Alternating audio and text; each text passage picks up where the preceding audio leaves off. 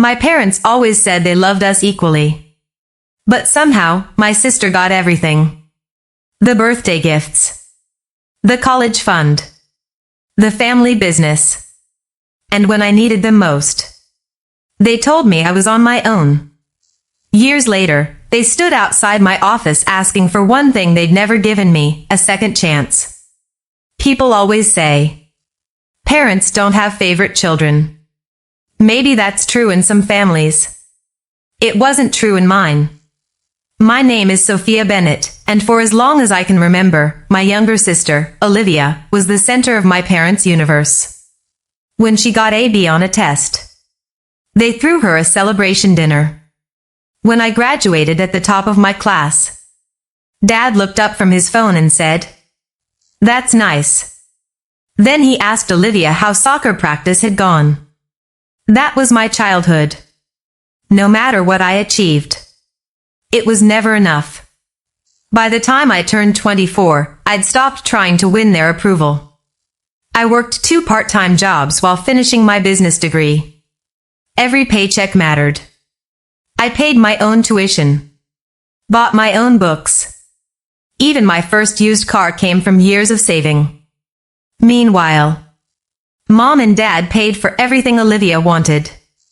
A brand new SUV for her 21st birthday. Luxury vacations. Designer clothes.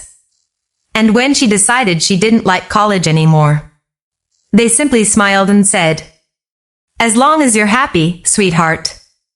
I couldn't remember the last time anyone had asked me if I was happy.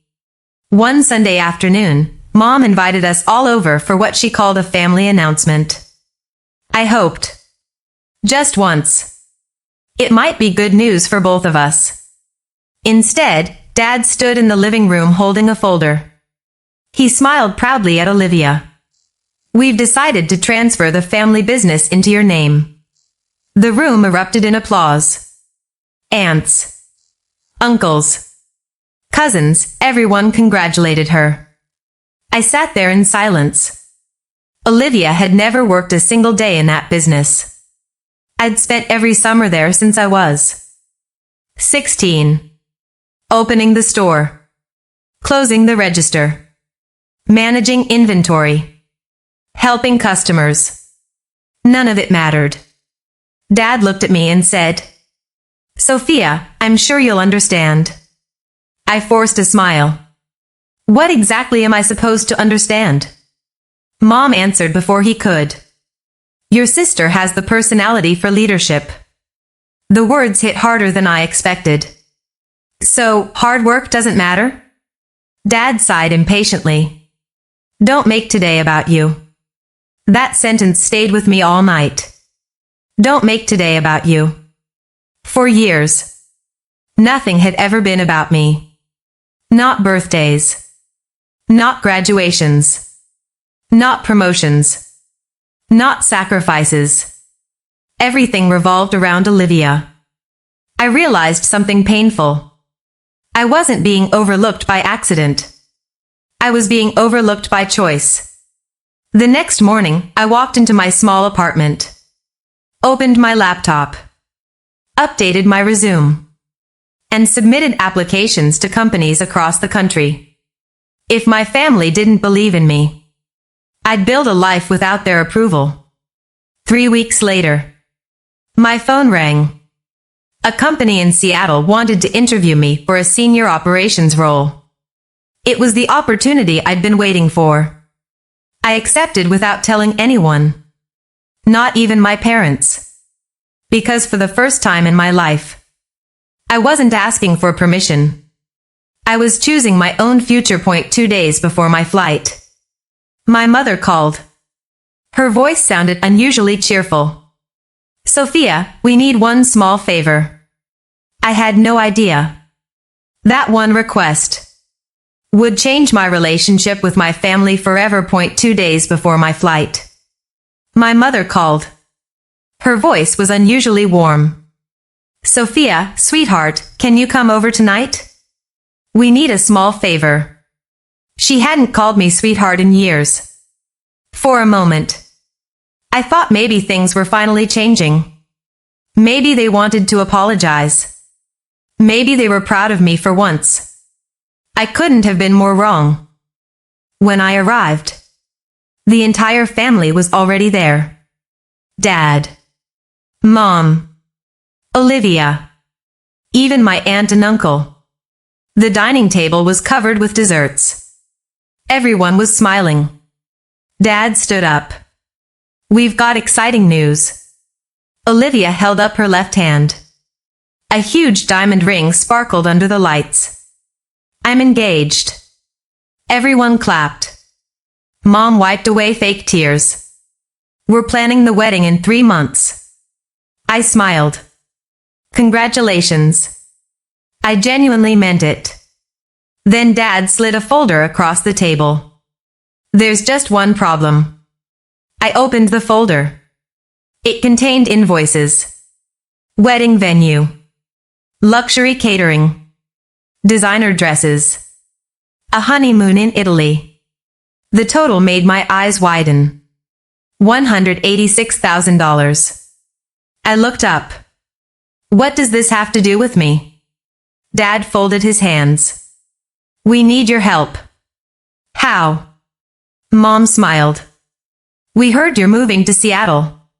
"Yes." Dad nodded. "Then you won't need your savings anymore." For a second, I thought he was joking. "My savings?" Olivia spoke before anyone else. "It's only money, Sophia. You'll earn it back." I stared at them. "You want me to pay for your wedding?" Mom quickly interrupted. "Not pay. Contribute." I laughed. Not because it was funny. Because I couldn't believe they were serious. "Do you even know what that money is for?" Dad shrugged. "It's sitting in your account." I shook my head. "No. That money is my emergency fund. It's everything I've saved over 6 years. It'll help me start over in Seattle." Olivia rolled her eyes. "You're being selfish." The room went silent. Selfish? After everything I'd sacrificed? Dad's expression hardened. "Family comes first." I looked him straight in the eyes. "I've always put this family first. I worked in your business for free. I skipped vacations. I gave up weekends. I never asked for anything. And now, the first time I choose myself. I'm selfish?" Nobody answered. Because deep down, they knew I was right. I stood up. "I'm not giving you a single dollar." Mom's face changed instantly. The warmth disappeared. "So that's your final answer?" "Yes." Dad slammed his hand on the table. "Then don't expect anything from this family ever again." I picked up my bag. Walked toward the front door. Before leaving, I turned around one last time. "You've spent my entire life proving Olivia is your favorite. I hope she's there for you when you need her most." Then I walked out. The next morning, I boarded my flight to Seattle. As the plane lifted into the clouds, I looked out the window. For the first time in my life, I wasn't leaving my family. I was leaving behind years of disappointment. I promised myself one thing. I would never beg to be valued again. If they couldn't see my worth, one day, the world would point 3 years past. I never received a single phone call. Not on my birthday. Not at Christmas. Not even when I was promoted to Vice President of Operations. Then, one rainy Monday morning, my assistant walked into my office. "Ms. Bennett, there's a family waiting in the lobby." I looked up. "Who?" She hesitated. Then quietly said, "Your parents and Olivia." 3 years. Not a single phone call. Not a birthday message. Not even a simple, "How are you?" At first, it hurt. Then, It became peaceful. I stopped waiting for people who had already chosen someone else. Instead, I built the life I'd always dreamed of. Seattle became my home. I worked harder than I ever had before. Late nights, early mornings, weekends. Every promotion came because I earned it. No favors.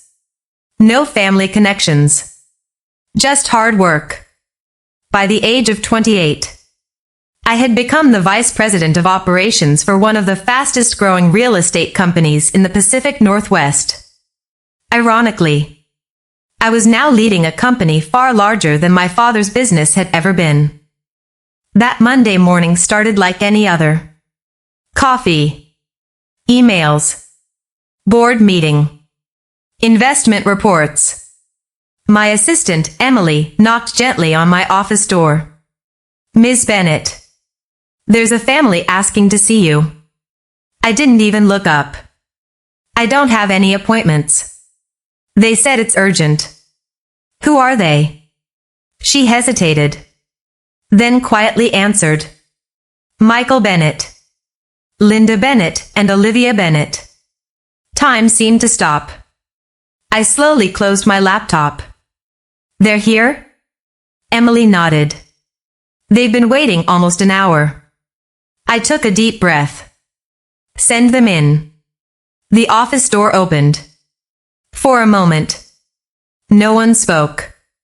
They looked completely different. Dad's expensive suits were gone. Mom looked exhausted.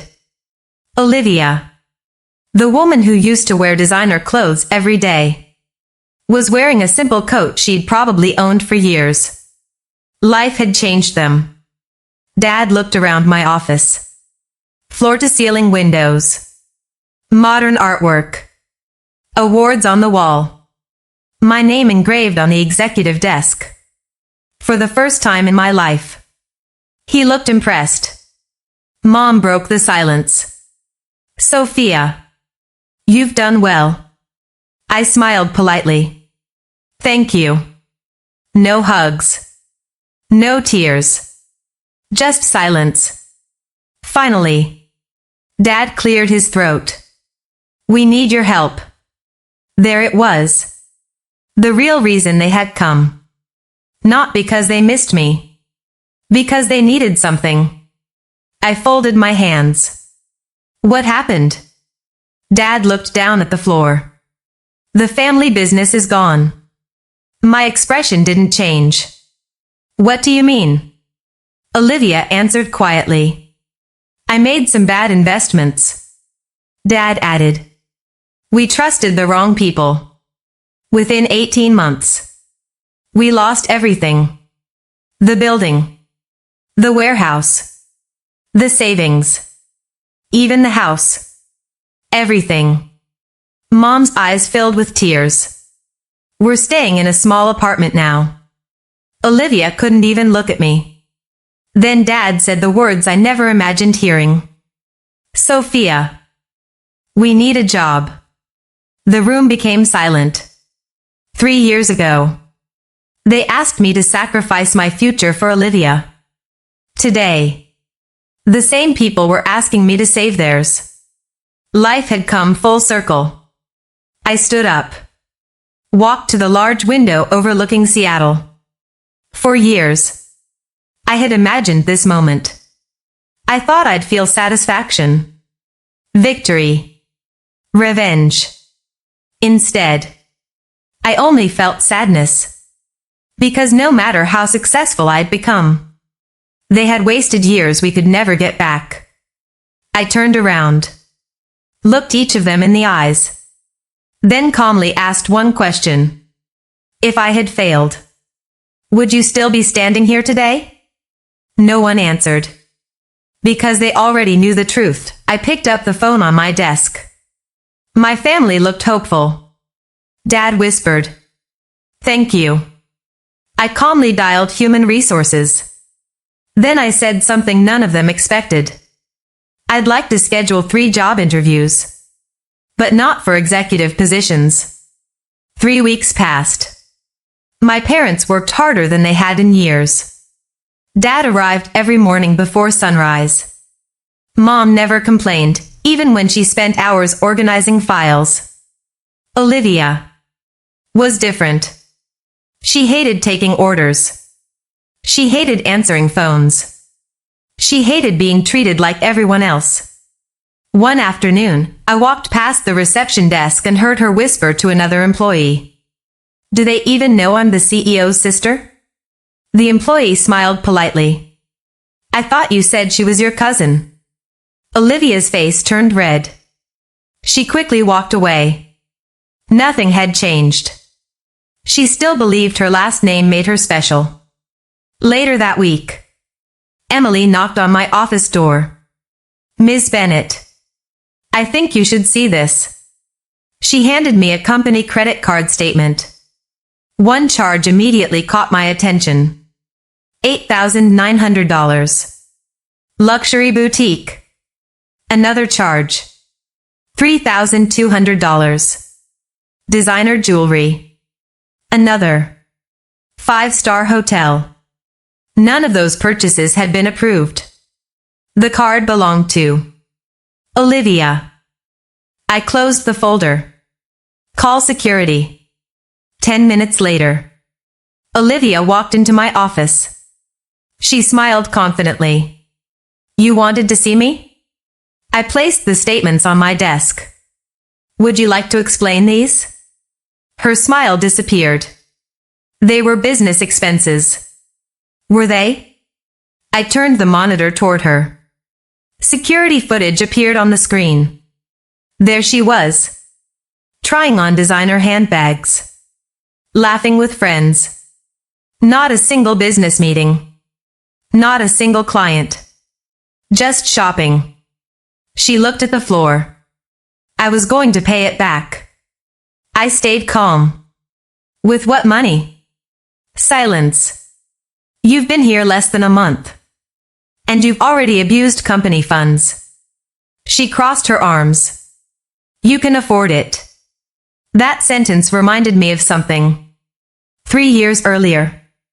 "It's only money, Sophia. You'll earn it back." I looked her in the eyes. "Do you remember saying that to me?" Her face turned pale. She remembered. A few minutes later, Dad and Mom arrived after security informed them. Dad looked at the receipts. Then at Olivia. "Tell me this isn't true." She started crying. "I'm sorry. I just wanted one nice thing." Dad's shoulders dropped. For the first time. He didn't defend her. He quietly said, "You've spent your whole life believing someone else would fix your mistakes. Not anymore." I took a deep breath. "Olivia Bennett, your employment is terminated, effective immediately." She stared at me in disbelief. "You're firing me?" "No. I'm holding you to the same standard as everyone else." Security escorted her from the building. She never looked back. Dad remained standing in my office. His eyes were full of regret. I created this. He looked at the closed office door where Olivia had disappeared. I spent years protecting her from consequences. And in the process, I failed the daughter who never needed protecting. For the first time in my life, my father apologized. Not with excuses. Not with explanations. Just the truth. As Dad turned to leave, Emily rushed into my office. "Miss Bennett, there's a lawyer downstairs. He says he's here about your grandmother's estate." I frowned. "My grandmother died years ago." Emily nodded. "He says she left a letter that was never delivered." Emily stood in my doorway, still catching her breath. "Miss Bennett, the attorney insists it's urgent. He says your grandmother asked him to deliver this letter only after certain events happened." I frowned. "My grandmother passed away almost 9 years ago." Emily nodded. "I know. But he says he has proof." A few minutes later, an elderly attorney entered my office carrying a worn leather briefcase. My name is Daniel Harper. I handled your grandmother's estate. He carefully placed a sealed envelope on my desk. The paper had yellowed with age. Across the front, written in elegant handwriting, were the words, "For my granddaughter, Sophia. Open only when the family is finally forced to face the truth." My heart began to race. I recognized the handwriting instantly. It was Grandma Eleanor's. With trembling hands, I broke the seal. The first sentence made my eyes fill with tears. "My dearest Sophia, if you're reading this, then my greatest fear has come true."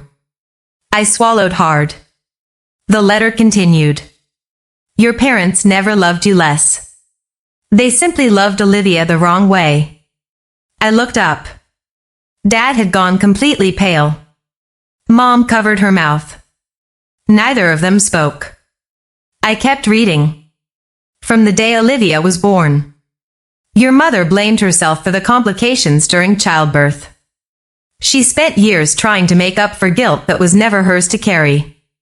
Your father followed her lead. Little by little, you became the child who was expected to understand."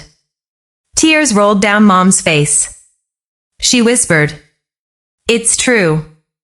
I kept thinking if I gave Olivia more. Not with excuses. Not with explanations. Just the truth." As Dad turned to leave, Emily rushed into my office. "Miss Bennett, there's a lawyer downstairs.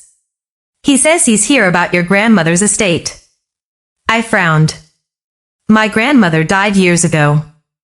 Emily nodded. "He says she left a letter that was never delivered." Emily stood in my doorway, still catching her breath. "Miss Bennett, the attorney insists it's urgent. He says your grandmother asked him to deliver this letter only after certain events happened." I frowned. "My grandmother passed away almost 9 years ago." Emily nodded. "I know.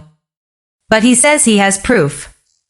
A few minutes later, an elderly attorney entered my office carrying a worn leather briefcase.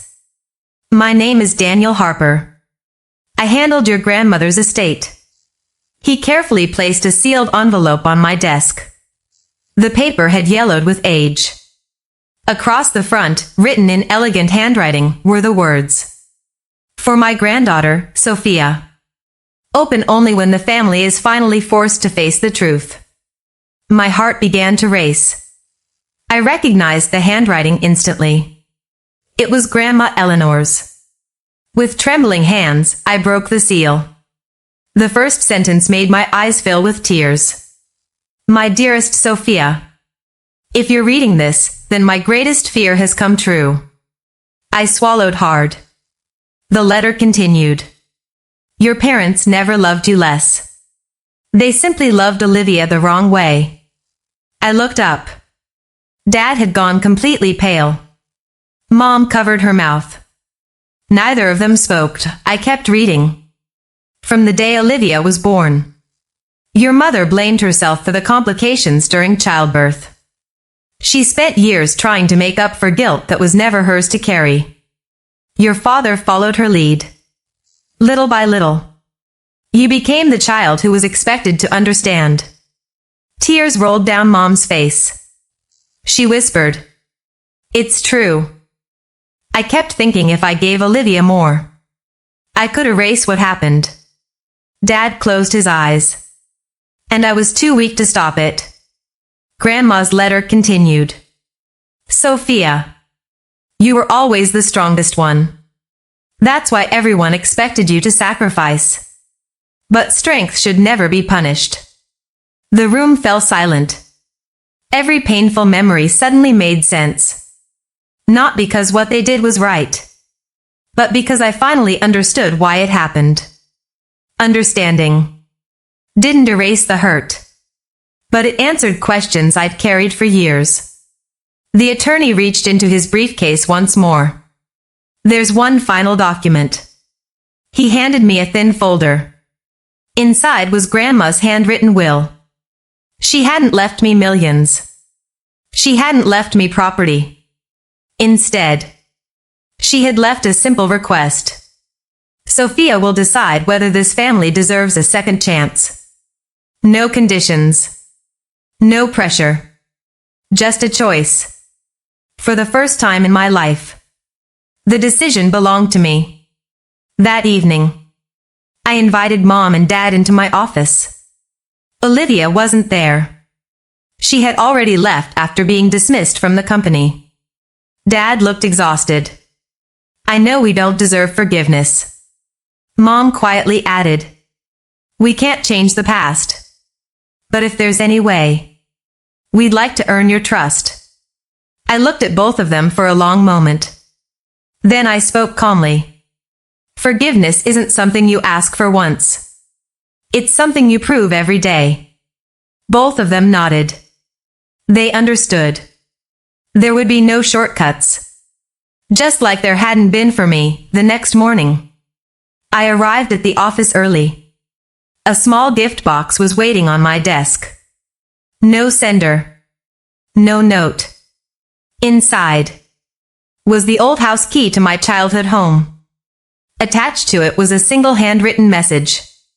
The house is yours now. I looked up in shock. But that wasn't what stunned me most.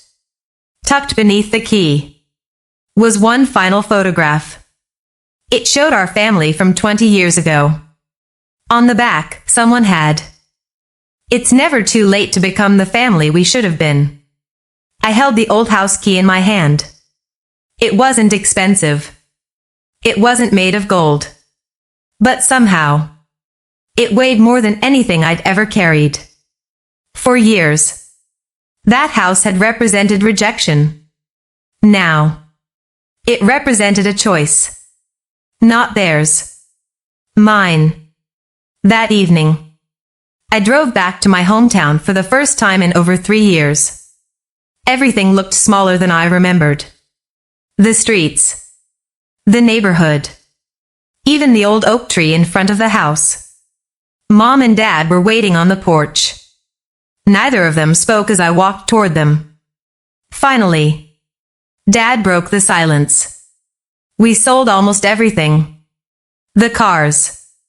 The vacation home. The business. But we kept this house.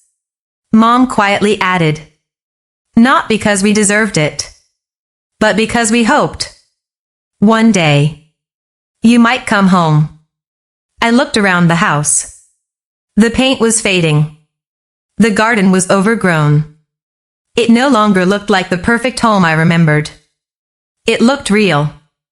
Just like the people standing in front of me. Dad slowly handed me a folder. I transferred the deed this morning. I frowned. What is this? The house. It's yours. I looked at him in disbelief. I don't want your house. He smiled sadly. I know. This isn't payment. It isn't guilt. It's the first decision we've ever made. Without choosing one child over the other. Just then, another car pulled into the driveway. Olivia stepped out. She looked nervous. Nothing like the confident sister I had grown up with. She walked toward me. Stopped a few feet away. Then, for the first time in her life, she said the words I never thought I'd hear. Sophia. I'm sorry. She wiped away a tear. I spent my whole life believing I deserved everything. I never realized I was taking it from you. She reached into her purse and handed me an old envelope. Inside were every birthday card, every graduation letter, every achievement certificate my parents had forgotten to give me. I found them in Mom's closet. They kept everything. They just never knew how to show you. I quietly closed the envelope. Years of pain couldn't disappear in one afternoon. But the truth mattered. Over the next few months, things changed. Not overnight, Not perfectly. Dad volunteered at a local community center. Mom started mentoring young mothers. Olivia went back to college. She worked part-time, paid her own tuition, and for the first time, built something without expecting anyone to rescue her. As for me, I never moved back into the house. Instead, I turned it into a scholarship center for students who had been overlooked, underestimated, or forgotten. Above the entrance, I placed a simple bronze plaque. It read, "Every child deserves to be chosen."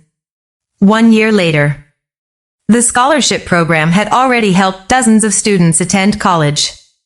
One afternoon, a young girl approached me after an award ceremony. She smiled nervously. "Ms. Bennett, my parents don't think I'm good enough." I smiled gently.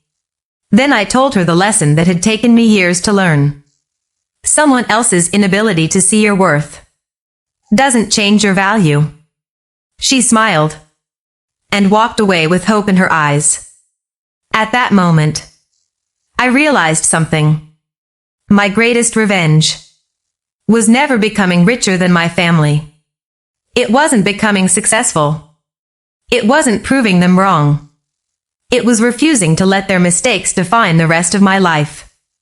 Because real victory isn't watching the people who hurt you suffer. Real victory is building a life so meaningful that the pain no longer controls you. And years later, when people asked my parents which daughter they were most proud of, they always gave the same answer. Both. It was the answer I'd waited my entire life to hear. Not because I needed were every birthday card, their approval anymore, but because they had finally learned the lesson they should have known from the beginning. Please like and subscribe this channel.